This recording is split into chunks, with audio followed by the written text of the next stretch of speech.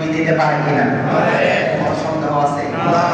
এটা সূরা, এই সূরা একটা শান নজুল। তো আসলেন ইয়া রাসূলুল্লাহ, আমি তো এখানে আনফালের মানে যুদ্ধ লব্ধ যে মালগুলো পাওয়া যায় ওইগুলোকে বলা হয় আনফাল। ইয়া রাসূলুল্লাহ, এখান থেকে আপনি আমাকে একটা তরবারি দান করুন, আমি যেন এই তরবারির মাধ্যমে যুদ্ধ করে কাফেরদেরকে যেন হত্যা করতে পারি। আমার রাসূল বললেন, এই মাল তো আমার নয়, এগুলো তো যারা গরিব দুঃখী মিসকিনরা আছে তাদের মাল।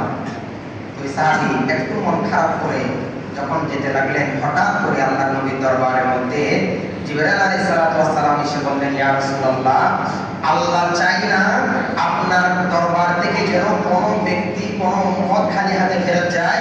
ইয়া রাসূলুল্লাহ, সেই জন্য আল্লাহ আমাকে আমার মাধ্যমে ফরমান পাঠিয়েছে, এই আনফালের মালের মধ্যে আপনি নবীর হক আছে, আপনি নবী যাকে ইচ্ছা তাকে দান করতে পারবেন।